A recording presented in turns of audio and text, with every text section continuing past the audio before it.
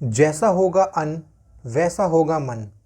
दोस्तों, क्या आपको लगता है कि ये वाक्य जो है ये पूरा है? कुछ लोग कहेंगे हाँ ये वाक्य पूरा है, लेकिन नहीं दोस्तों, ये वाक्य पूरा नहीं है।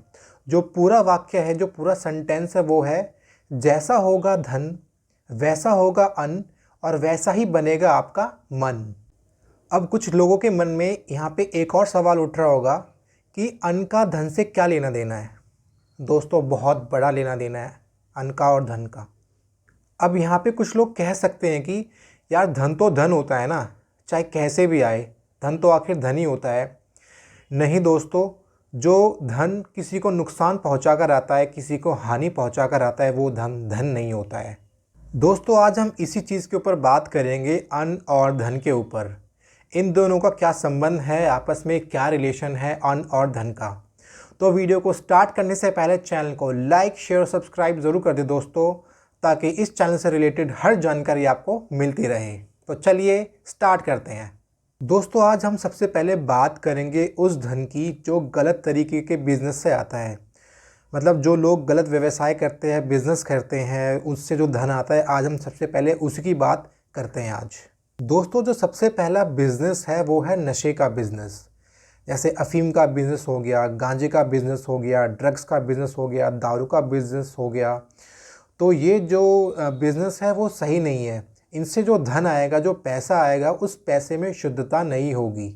वो पैसा दोस्तों अशुद्ध होता है जो भी ऐसे नशे पते के बिज़नेस से आता है। बिकॉज़ उनके थ्रू न जाने कितने लोग नशे का शिकार हो रहे हैं, न जाने कितने लोगों की ज़िंदगी बर्बाद हो रही है, न जाने कितने लोग हर रोज़ नशे के आदी हो रहे हैं। और एक जो सबसे बड़ी बात है दोस्तों, हमारा यूथ। आपने देखा होगा कि छोटे छोटे बच्चे सिगरेट, शराब, अफ़ीम, गांजा, दारू ये सब पीते रहते हैं। कितने लोगों के ना जाने दोस्तों ज़िंदगी बर्बाद हो जाती है, ना जाने कितने लोगों के घर तक बर्बाद हो जाते हैं दोस्तों नशे के चक्कर में। तो इतना ख़तरनाक होता है नशा। तो ये जो आजीविका है दोस्तों, ये जो व्यवसाय है, बिज़नेस है, वो सही नहीं है।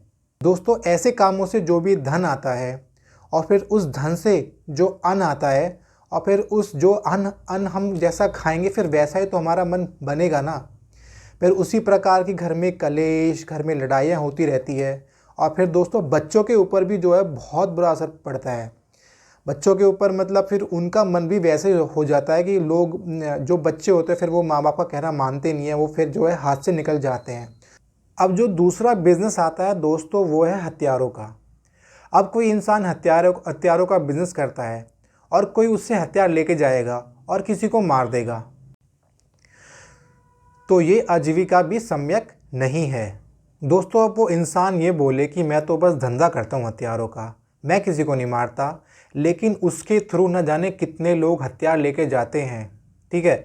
और आप लोगों ने आजकल देखा होगा कि छोटी छोटी बातों पर कितनी लड़ाइयाँ हो जाती है। मतलब कैसे लोग हथियार निकाल लेते हैं, मतलब बंदूकें, पिस्तौल निकाल लेते हैं, आप लोगों ने देखा ही होगा। तो ये सब दोस्तों नहीं होना चाहिए। तो ये आजीविका जो है हमारे वेद शास्त्रों के हिसाब से ये आजीविका भी सम्यक नहीं है। अब तीसरा जो व्यापार आता है दोस्तों, वो है मांस मच्छी का व्यापार। तो इसे भी दोस्तों हमारे वेद और शास्त्रों में अच्छा व्यवसाय नहीं माना गया है। इसका जो व्यवसाय है, ये वाला व्यवसाय जो है मांस मच्छी का, इसे वर्जित बताया गया है। रोज़ ना जाने दोस्तों कितने मासूम जानवरों को काटा जाता है, उनका कत्ल किया जाता है, उनको मारा जाता है दोस्तों, ताकि हमारा पेट भर सके।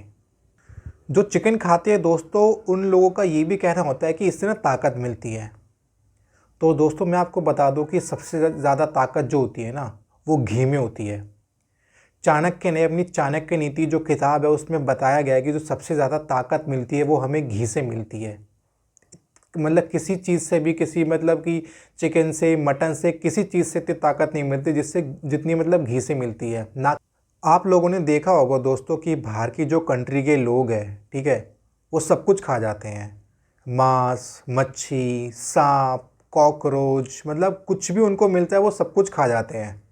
तो इससे क्या होता है दोस्तों, जब आप कुछ भी खाते हो ना, तो आपकी बुद्धि भी जो है ना सही काम नहीं करती है, वो विपरीत काम करती है।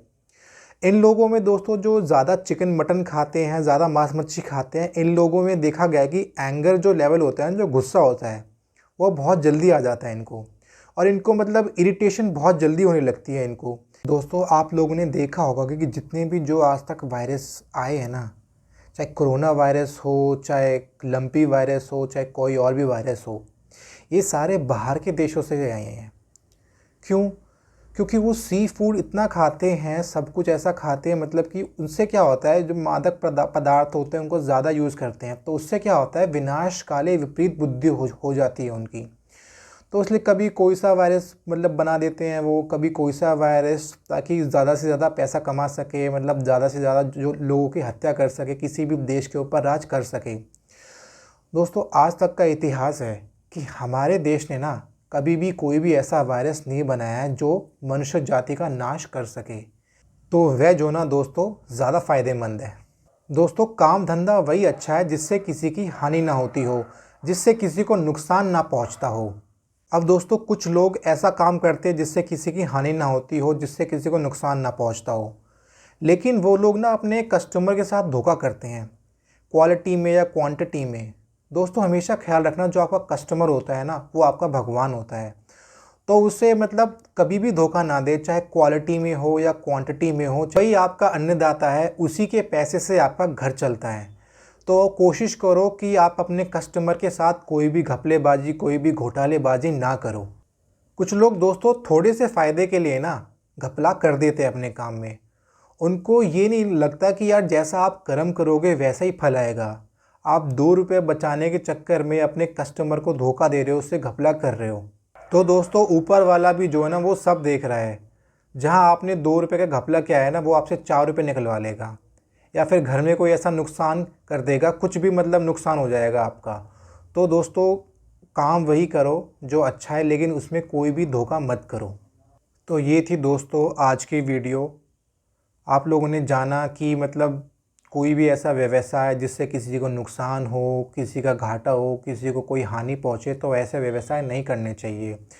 क्योंकि अगर हम ऐसे व्यवसाय करेंगे ना दोस्तों, तो हमारा जो धन आएगा ना वो भी अशुद्ध रहेगा, और फिर अशुद्ध धन आपको पता है, जैसे मैंने बताया कि वैसा ही आपका जो अन्न होगा फिर, और मन भी वैसे ही बनेगा दोस्तों। फिर आपके घर में भी ना दोस्तों सुख शांति नहीं रहेगी, सुख शांति नहीं रहेगी। और फिर जहाँ सुख शांति होती है दोस्तों, वहीं देवता रहते हैं। जो सबसे ज़्यादा असर पड़ता है ना दोस्तों, वो हमारे बच्चों के ऊपर पड़ता है। बच्चे हमारे बिगड़ जाते हैं, हमारे हाथ से निकल जाते हैं, अगर हम कोई भी ऐसा काम करते हैं जिसकी वजह से हमारा जो धन है वो अशुद्ध है। तो दोस्तों कोशिश करो ऐसा काम ना करें। वीडियो अच्छी लगी हो तो चैनल को लाइक, शेयर और सब्सक्राइब ज़रूर करें दोस्तों। आप लोग हमेशा स्वस्थ रहे, मस्त रहे, निरोग रहे, हंसते रहे, मुस्कुराते रहे। नमस्कार।